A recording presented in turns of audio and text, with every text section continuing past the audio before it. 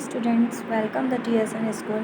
Now we'll continue our last lesson, chapter number 4, The Treasure Within.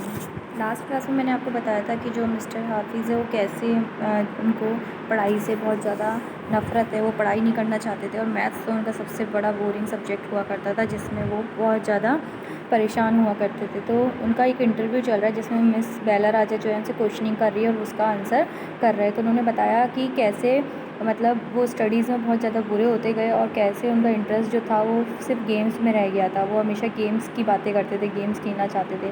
But जब उनके principal ने उनको समझाया 11th स्टैंडर्ड के अंदर कि अब जो फ्यूचर तुम्हारा जो आने वाला टाइम है वो बहुत ज़्यादा तुम्हारी लाइफ के लिए इम्पॉर्टेंट है और जो उनकी मदर है वो उनके लिए बहुत ज़्यादा मेहनत करके उन्हें पढ़ा रही है, तो ये सब चीज़ें जब उन्हें समझ में आई तो उन वर्ड से, उन सेंटेंसेस से उनकी लाइफ पूरी बदल गई और उन्होंने फाइनली स्टडी में अपना ध्यान मतलब अपना कंसंट्रेशन बनाना स्टार्ट कर दिया और वो अच्छे से पढ़ना स्टार्ट किया उन्होंने। तो हम now will continue lesson. He stamped on the architecture because he knew little French and less German.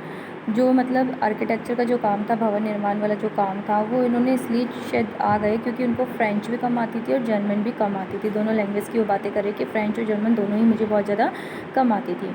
He was off beat even in the pranks that he played on others. और जो दूसरों के साथ जो वो शरारतें करते थे उसमें भी उनको ज़्यादा रुचि नहीं रही थी, उसमें भी उनका इंटरेस्ट जो था वो कम हो गया था। Man he found his calling there was no looking back. और वो कहते हैं कि जब से मैंने अपना ये काम स्टार्ट किया, नया मतलब व्यवसाय जब से मेरा स्टार्ट हुआ तब से मैंने पीछे मुड़कर नहीं देखा। Now start.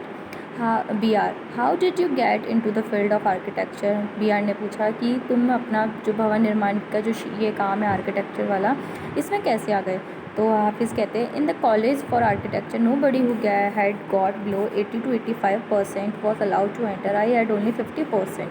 वो बताते हैं कि जो आर्किटेक्चर का जो कॉलेज होता है उसके अंदर 85%, 80 to 85% से कम किसी के भी मतलब जो मार्क्स होते हैं वो नहीं आते। बट मुझे कितने में प्रवेश मिला, 50% के अंदर। I wanted to join the army, but मैं क्या चाहता था, सेना में जाना चाहता था, आर्मी के अंदर जाना चाहता था। I got my admission letter but my aunt tore it up. Then I decided that I wanted to join the police force. कहते हैं कि मेरा उसके अंदर मैंने मतलब एडमिशन लेटर भी मेरा आ गया था बट मेरी जो चाची थी उन्होंने उसे फाड़ दिया और फिर मैंने सोचा कि मैं क्या करूँगा, पुलिस फोर्स के अंदर ज्वाइन करूँगा। My mother said don't join the police force, just do your graduation. So I went to Jai Hind College in Bombay. फिर वो बताते हैं कि जब मैंने अपनी माँ से बात की तो मेरी माँ ने मना कर दिया कि पुलिस फोर्स में मत जाओ और अपनी ग्रेजुएशन पहले कंप्लीट करो, जो अपना ग्रेजुएशन है वो कंप्लीट करो। इसलिए मैं कहाँ आ गया, बॉम्बे आ गया और जय हिंद कॉलेज में मैंने अपना एडमिशन करवा लिया। देयर आई वॉज टू इधर टेक फ्रेंच और German. Thought I had studied French for 7 years. I did not new 7 words of French, so I took German. Then my German teacher died. Then college told me that I could change the college or take French. Now who would give me admission in another college? I had got admission to Jai Hind by influence. कहते कि वहाँ मुझे French या German में से एक चीज़ लेनी थी, बट जब मैंने फ़्रेंच 7 साल पढ़ी तो मुझे फ़्रेंच के सिर्फ शब्द भी नहीं आते थे। मतलब मैंने 7 साल उसे पढ़ा था बट मुझे तब तक शब्द भी नहीं आते थे, इसलिए फिर मैंने वहाँ पर क्या ले ली, जर्मन ले ली। और जब मैंने जर्मन का जो अध्यापक थे, जो टीचर थे, उनकी क्या हो गई, डेथ हो गई। इसलिए मुझे कहा गया कॉलेज वालों ने कि तुम अब फ़्रेंच लेना चाहते हो तो तुम्हें अपना कॉलेज ही बदलना पड़ेगा। बट अब मैं इस टाइम पे अपना कॉलेज चेंज करता तो मुझे कौन नई एडमिशन देता कॉलेज के अंदर, इसलिए मैंने क्या किया, जय हिंद कॉलेज के अंदर सिफारिश लगा के अपना कॉलेज मतलब वहाँ एडमिशन ले लिया। So I thought okay I will take French and I started learning French again. I learn it from my cousin, she was an architect's wife. वो कहते हैं कि उसके बाद मैंने सोचा ठीक है मैं क्या ले लूँगा, फ़्रेंच ले लूँगा और मैंने फ़्रेंच फिर से सीखना स्टार्ट कर दिया। और अब मैं किससे फ़्रेंच सीख रहा था, अपनी कज़न सिस्टर से सीख रहा था, जो किसकी वाइफ थी, मेरी मतलब कज़न जो ब्रदर था उसकी वाइफ थी, उनसे मैं अब सीख रहा था, जो कि आर्किटेक्ट ही थी। I was going to an architect's office to learn French. मैं उनके ऑफिस ज़्यादा था जो फ्रेंच होती है उसको सीखने के लिए। बी आर जो राजा है वो कहती है was it then that you decided you wanted to the architecture. कहते अच्छा तभी आपने निर्णय लिया होगा, तभी आपने डिसाइड किया होगा कि आपको क्या बनना है, एक आर्किटेक्चर बनना है। तो जो हाफिज़ है वो कहते हैं actually it all happened quite by chance. वो कहते हैं कि हाँ मतलब ऐसा कह सकते हैं कि ये सब किसके थ्रू हुआ, एक संयोग के थ्रू हुआ, मतलब एक बाई चांस ये चीज़ें हो गई। इन द आर्किटेक्ट्स ऑफिस आई सा somebody drawing a window detail. A window detail is a very advance drawing. कहते हैं कि जब मैं वहाँ ऑफिस में था तो मैंने देखा कि कई लोग है ना, मैंने देखा कि किसी को खिड़की की तस्वीर बना रहे थे वो, और खिड़की का ड्राइंग इतना मतलब अच्छे से बना रहे थे, उसे मैंने देखा। I told him that his drawing was wrong, that the window he had drawn would not open.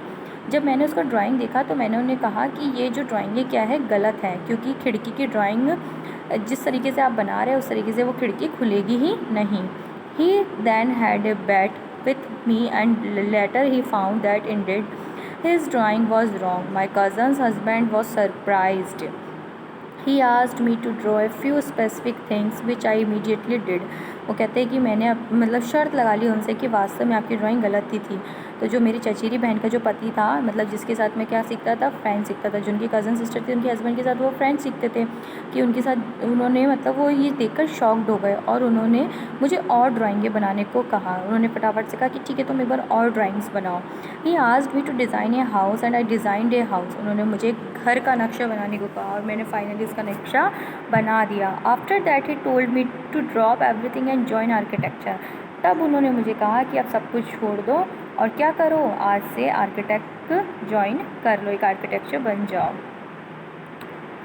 The principal we went to meet the principal of the college. कहते हैं कि हम कॉलेज के उस दिन प्राचार्य से मिले। जब कॉलेज मतलब मेरे को एडमिशन लेना था तो हम कहाँ गए, स्कूल कॉलेज प्रिंसिपल से मिलने के लिए गए। The principal warned me, I will allow you to take part in the entrance exams, but if you do not do well, I will not allow you to join. जो principal थे उन्होंने मुझे मतलब एक तरह से वार्न किया कि अगर तुम्हें मैं परीक्षा की जो एंट्रेंस एग्ज़ाम है उसमें भाग लेने की परमिशन तो दे रहा हूँ, बट अगर तुमने उसमें अच्छा नहीं करके दिखाया तो मैं तुम्हें एडमिशन लेने की परमिशन नहीं दे सकता। तुम्हें एंट्रेंस एग्ज़ाम देना पड़ेगा, उसमें तुम्हें अच्छे मार्क्स लाने पड़ेंगे, उसके बाद ही तुम्हें क्या मिलेगा, आर्किटेक्ट कॉलेज के अंदर एडमिशन मिलेगा। I got an A+ in the entrance exam and from that day it was a कैट वॉक। कहते हैं कि जब मैंने वो एंट्रेंस एग्ज़ाम दिया तो उसके अंदर मेरा A+ मुझे आया, मतलब सबसे अच्छा ग्रेड मेरा लगा। उस दिन सब कुछ ईजी हो गया मेरी लाइफ में। I had never made a plan but I knew how something look like from the top. कहता है कि मैंने अब कभी अपनी लाइफ का मैप नहीं बनाया था, बट मुझे उस टाइम सब अपनी चीज़ें लाइफ की जो थी वो सब क्लियर दिखाई दे रही थी, सब कुछ मेरे सामने अब क्लियर था। I had never known what a section was, but I knew if you cut a plane, what it would look like. कहते हैं कि मुझे पता ही नहीं था कि जो मेरी लाइफ का ये जो इस तरह से प्लान है वो कैसे मतलब कटा जा रहा था मेरी लाइफ का, बट अब एकदम मैं सही तरीके से आ गया था। I stood first class first thought out after that. कहते हैं कि मैंने मतलब उसके बाद जब भी क्लासेस में जो भी पढ़ाई की उसके बाद में हमेशा से क्या आने लगा, फर्स्ट आने लगा। I believe that all this understanding came from what I used to play and do during classes school। कहते हैं कि उसके बाद मेरा मतलब इंटरेस्ट भी हो गया और विश्वास भी हो गया कि जो सब ज्ञान मैं स्कूल में खेलता था, वहाँ पे जो भी मतलब गेम्स वगैरह करता था, उससे कुछ ना कुछ तो मुझे मिला ही ज़रूर है, कुछ ना कुछ मैंने प्राप्त किया ही है।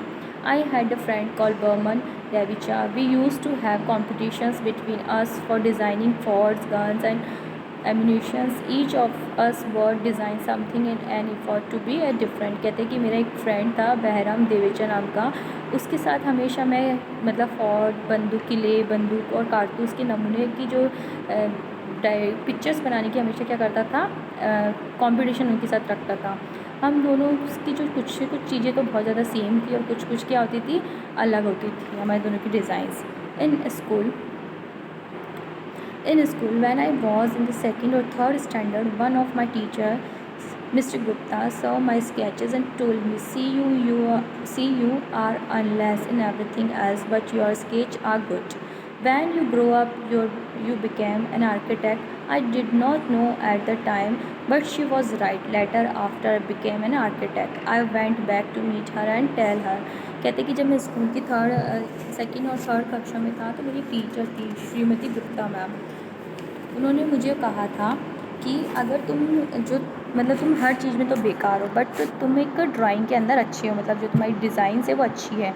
अगर तुम बड़े होकर आर्किटेक्ट बनोगे तो बहुत अच्छी बात होगी।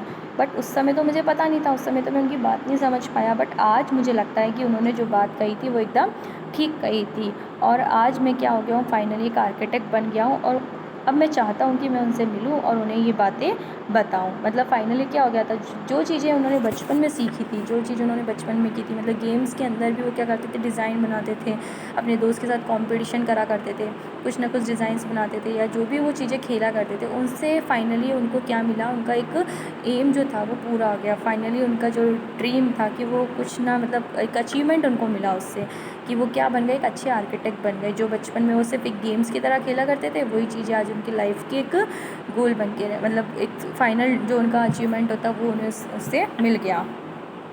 Why do you think you did not like studies? Was it because you felt you could not cope, could not deal with the curriculum? वो जो बी आर है वो कहती है कि आपके विचार से क्या आपकी पढ़ाई में रुचि क्यों नहीं थी, मतलब इसका क्या कारण था, कि आपको क्या लगता था कि जो करिकुलम है वो आपके हिसाब से नहीं चल रहा, मतलब करिकुलम मीन्स जो आपका सिलेबस होता है, जो आपका पाठ्यक्रम होता है, वो क्या आपके हिसाब से नहीं बना हुआ था, इसलिए शायद आपको पढ़ाई में, मतलब स्टडीज़ में इंटरेस्ट नहीं था।